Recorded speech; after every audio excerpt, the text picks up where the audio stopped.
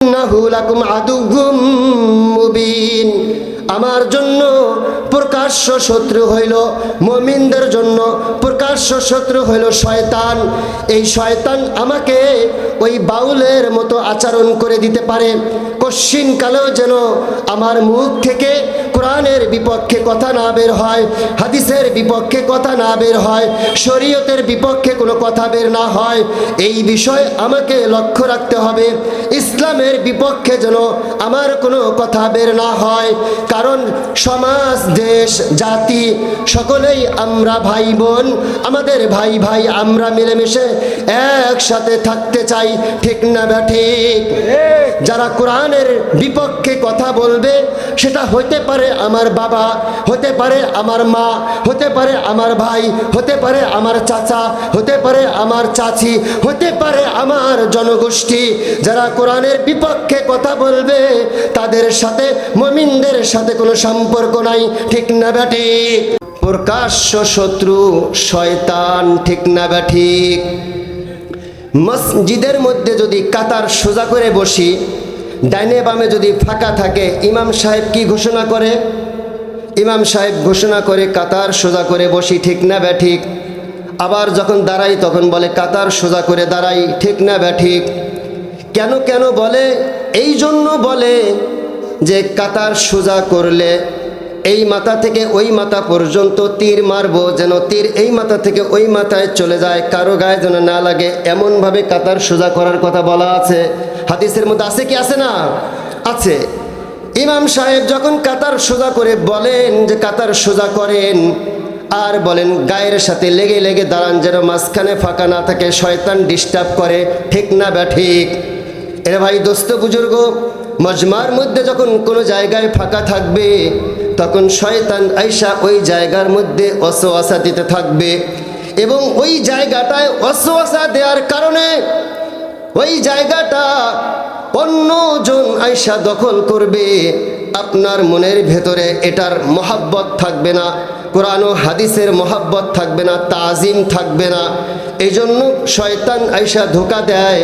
ওই শয়তানের ধোঁকা থেকে বাঁচার জন্য আমরা সবাই আল্লাহর সন্তুষ্টির জন্য জমায়েত হয়ে যাই। সুবহানাল্লাহ বলেন। আমরা জমা হয়ে যাই, একটু জমা হয়ে যাই, আলোচনা সহজ হবে। শয়তান প্রবেশ করতে পারবে না। শয়তানের কাজ কি করা? ধোঁকা দেওয়া। মুমিনের কাজ কি করা? সমাধা করা, ঠিক না ঠিক? জোরে বলবেন, আমার সাথে কথা বলবেন। শয়তান সদা সর্বদা ধোঁকা দেয়, ঠিক না ঠিক? বাউল সদা সর্বদা ফাউল করে, ঠিক না ঠিক? যে ফাউল করে সে কি? বাউল। আমার সাথে কথা বলবেন। যে ধোঁকা দেয় তার নাম কি?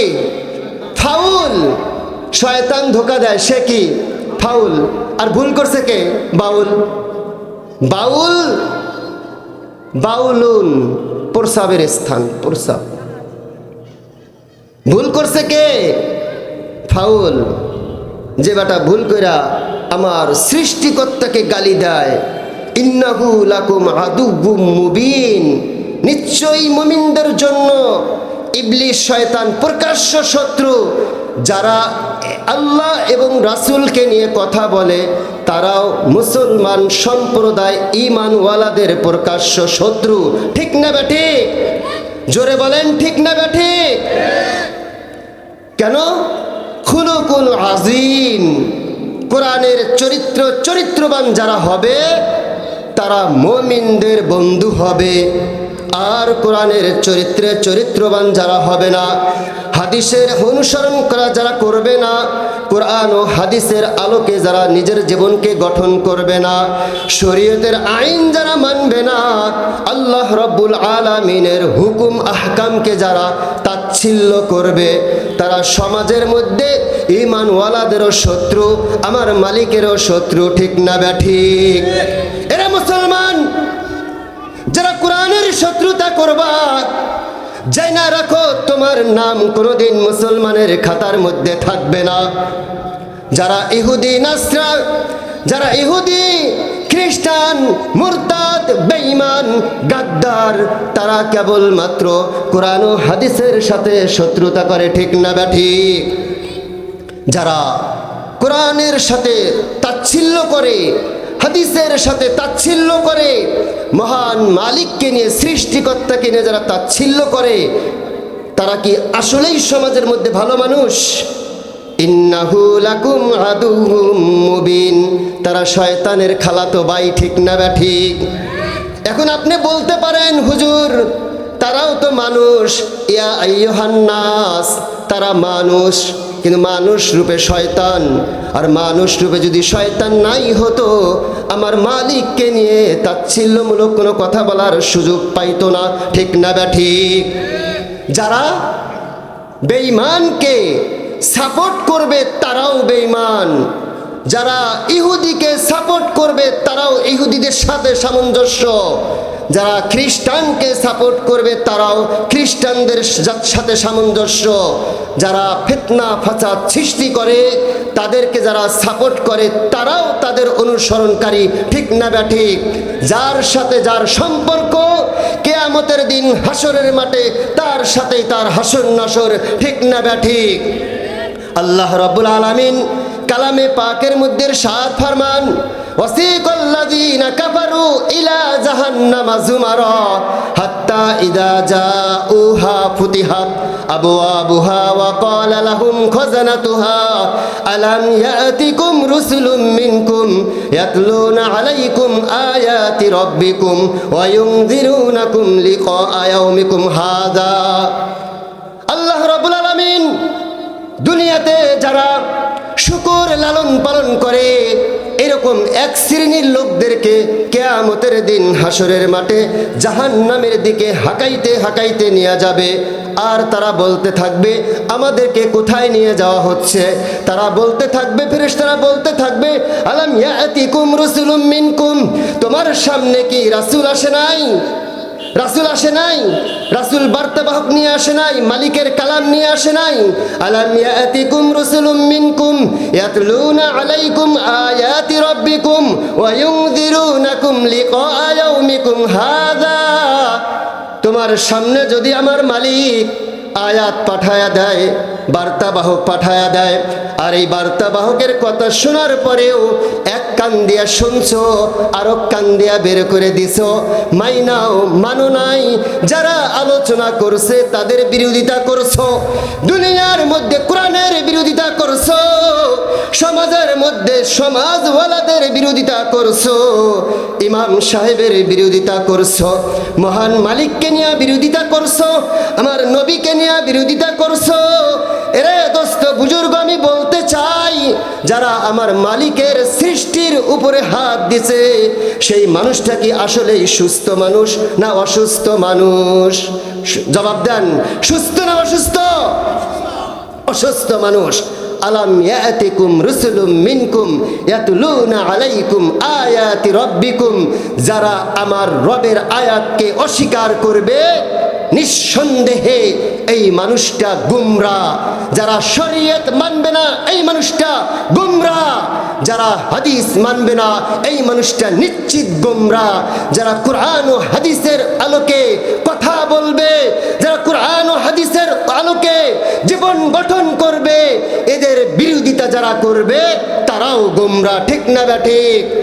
সমাজের মধ্যে যারা ইসলামকে নিয়ে তাচ্ছিল্যমূলক কথা বলে, কোরআন দিয়ে নামাজ পড়ো, কেন কোরআন দিয়ে সমাজ চালাও না?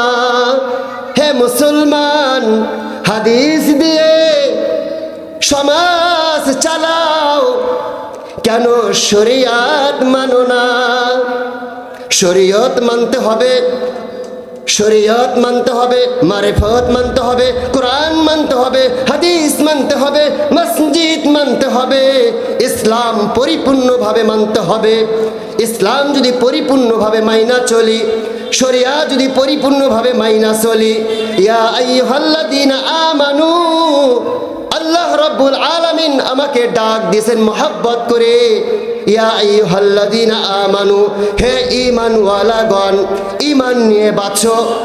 ওয়াসিকাল্লাযীনা তাকাউ রাব্বাহুম ইলাল জান্নাতি যুমারা হাত্তা ইযা জাউহা ওয়া ফুতিহাত আবওয়াবুহা ওয়া ক্বালা লাহুম খাযানাতুহা সালাম সালামুন আলাইকুম তিবতুম ফাদখুলুহা খালিদিন।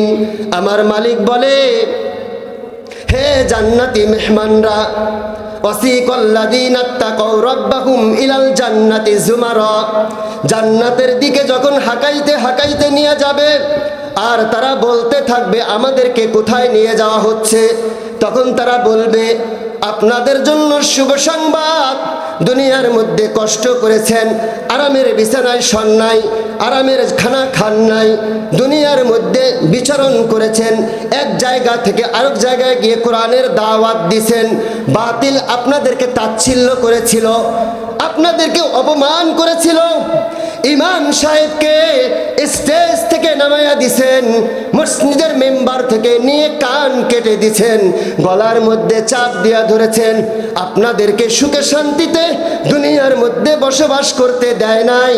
এই জন্য আমি মালিক এখন জান্নাতের মধ্যে দিয়া দিলাম, আলাম ইয়াতিকুম রাসূলুম মিনকুম ইয়াতলুনা আলাইকুম আয়াতি রাব্বিকুম, কোরআনের যে আয়াতগুলো আপনাদের সামনে আসছিল পরিপূর্ণভাবে মাইনা চলছেন, সুবহানাল্লাহ।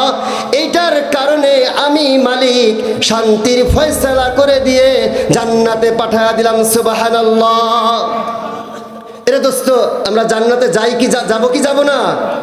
যারা কোরআন মানে, হাদিস মানে, শরীয়তের বিধিবিধান মানে, ইসলাম নামক বৃক্ষটির গোড়ায় রক্ত নয়, পানি নয়, রক্ত দিয়ে ইসলামকে সাহায্য করে। Islam is the religion, it is a complete code of life. ইসলাম নামক যেই ছুরিটি আছে, এই ছুরির নিচে আমার পরিপূর্ণ জীবনকে দিয়া ইসলামকে বুলন্দ করার লক্ষ্যে, ইসলামের পতাকাকে বুলন্দ করার লক্ষ্যে যখন আমরা সমাজের মধ্যে কাজ করি এবং দেশের মধ্যে কাজ করি, তখন ওই মালিক খুশি হয়ে বলে, আমার বান্দা বান্দি যখন ইসলামের মধ্যে যখন পরিপূর্ণ পরিবেশ কইরা ইসলাম নামক ছুরির নিচে নিজের মাথাটাকে বিলীন করে দিয়া, আত্মসমর্পণ করে দিয়া নিজে যখন ফানা হয়ে গেছো, যাও যাও হে আমার বান্দা বান্দি, দুনিয়ার কষ্টকে অপেক্ষা করে আমি মালিক জান্নাতের সর্বোচ্চ মাকাম তোমাকে দান করলাম, সুবহানাল্লাহ। ইত্তেফাকুল উম্মাহ ফাউন্ডেশন বাংলাদেশ তিনটি উদ্যোগ নিয়ে কাজ করেন সারা বাংলাদেশে। আজকে আপনাদের কৃতি সন্তান হযরত মাওলানা মুফতি মিজানুর রহমান জামালপুরী সাহেব যে কাজটা করছেন, বাংলাদেশের 64 জেলায় এটার সদস্য আছে। মূল কাজ হলো ঐক্যবদ্ধ থাকা। সমাজ কিভাবে ঐক্যবদ্ধ হবে চিন্তা ফিকির করে চলা। এরে দোস্ত, এই ফিকির করতে গিয়ে মুফতি মিজানুর রহমান জামালপুরীর গর্দানও কাটা যাইতে পারে, তার যারা সহযোগী আছে তাদের গলাও কাটা যাইতে পারে যদি বাতিল সরকার ক্ষমতায় থাকে। আর যদি ইসলাম ও নীতি যদি সঠিক থাকে, তাহলে এই কাজ মিশন মৃত্যুর আগ পর্যন্ত চলবে, কিয়ামতের আগ পর্যন্ত চলবে, কেউ বাধা দিতে পারবে না।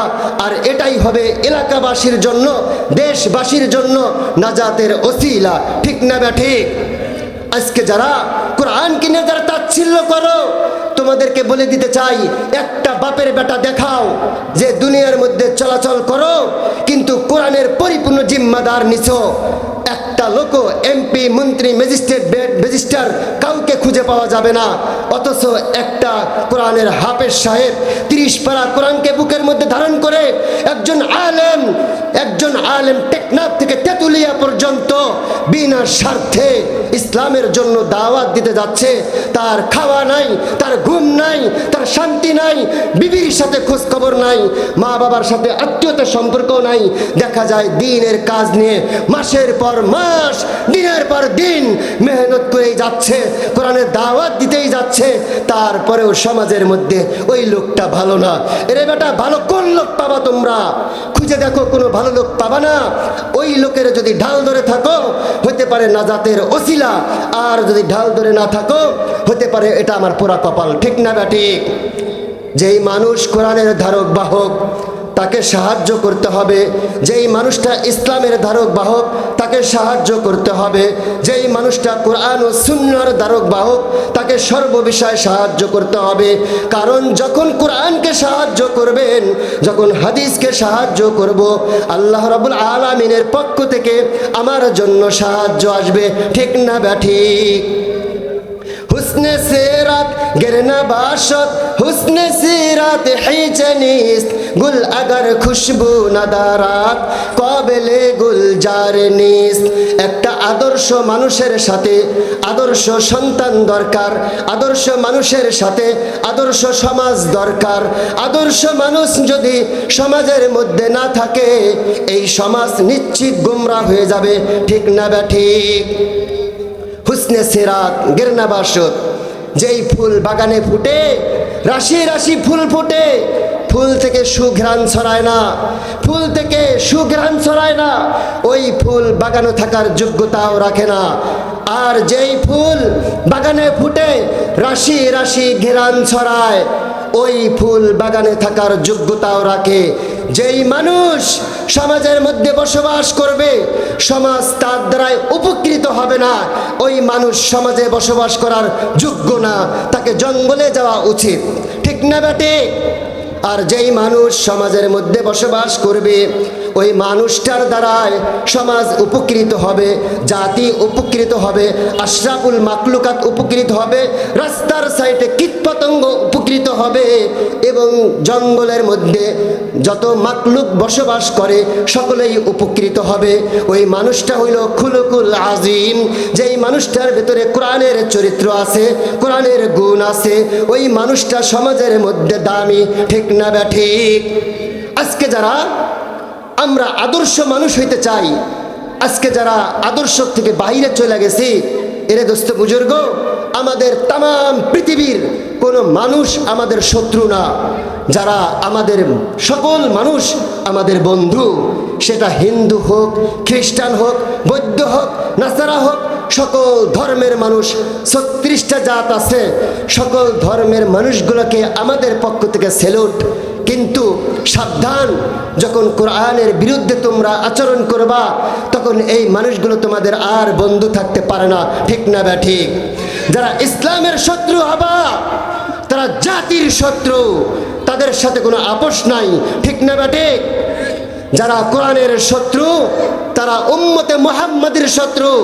যারা হাদিসের শত্রু, তারা উম্মতে মুহাম্মাদের শত্রু। যারা আমার আল্লাহর শত্রু, তারা সকলের শত্রু, পুরো জগতের শত্রু। ঠিক না ব্যাঠিক? তাদের সাথে আমাদের কোনো আপোষ নাই। যারা কোরআনকে তাচ্ছিল্য করে, তাদের সাথে কোনোদিন ভালো মানুষ চলতে পারে না। ঠিক না ব্যাঠিক? আপনারা কি চলবেন? আমাদের দরকার কি? ইহদিনাস সিরাতাল মুস্তাকিম, সিরাতাল্লাযীনা আন'আমতা আলাইহিম গায়রিল মাগদুবি আলাইহিম ওয়ালাদ-দাল্লিন। ইহদিনাস সিরাতাল মুস্তাকিম পথ, হে আল্লাহ আমাদেরকে ইহদিনাস সিরাতাল মুস্তাকিম পথ দাও। আর ইহদিনাস সিরাতাল মুস্তাকিম পথ অর্জন করতে গেলে আমাদেরকে 5 ওয়াক্ত নামাজ দরকার আছে কিনা? জবাব দিবেন। ইহদিনাস সিরাতাল মুস্তাকিম পথে চলতে গেলে 5 ওয়াক্ত নামাজ আমাকে পড়তে হবে কিনা? আমাকে সুন্নাত মানতে হবে কিনা? আমাকে হাদিস মানতে হবে কিনা? আমাকে শরীয়তের নীতিমালাগুলো মানতে হবে কিনা? আমাকে হালাল খাইতে হবে কিনা? হারাম ছাড়তে হবে কিনা? আমাকে সুদ খাওয়া যাবে না, আমাকে ঘুষ খাওয়া যাবে না, আমাকে জেনা করা যাবে না, সমাজের মধ্যে ব্যভিচার করা যাবে না, অন্যায় কথা বলা যাবে না, অন্যায় করলে প্রতিবাদ করতে হবে। আমি পরীক্ষার হলে ঢুইকা আমি লিখবো না, আর মাস্টারের কাছে গিয়ে বলবো 100 নাম্বার দিতে হবে, এটা বোকার পরিচয় দেওয়া হবে। সমাজের মধ্যে বসবাস করব, কোরআন মানবো না, হাদিস মানবো না, নীতি মানবো না, আদর্শ মানবো না, ওই মানুষ সমাজে থাকার কোনো যোগ্যতাই রাখে না। ঠিক না ব্যাঠিক? ওই মানুষটা বাউলের মতো হয়ে যাবে। বাউল যখন ফাউল কথা বলে, ওর যেমন ক্ষমা নাই। কেন ক্ষমা নাই? স্বয়ং মালিক কিনে কথা বলেছে। সূরা নাসের তর্জমা করেছে উল্টাপাল্টা। এই যে সূরাতুন নাসের তর্জমা উল্টাপাল্টা করলেন, এই জন্য দায়ী থাকবে কে? আমার মতো, আপনার মতো জনগণ, আমার মতো মানুষরাও দায়ী থাকবে। কেন দায়ী থাকবে? আমি যদি তার বিপক্ষে কথা না বলি, মহান মালিক আমাকে ধরে বসবে, এ আমার বান্দা আমাকে নিয়ে তাচ্ছিল্যমূলক কথা বলেছিল, তুমি প্রতিবাদ করো নাই। আল্লাহর নবী বলবে কিয়ামতের দিন হাসরের মাঠ আমাকে ধরবে, হে আমার উম্মত উম্মতি, তোমার সামনে আমার সৃষ্টিকর্তাকে নিয়ে কথা বলেছে, আমাকে নিয়ে তাচ্ছিল্যমূলক কথা বলেছে, তো একটা প্রতিবাদমূলক কথা বলো নাই।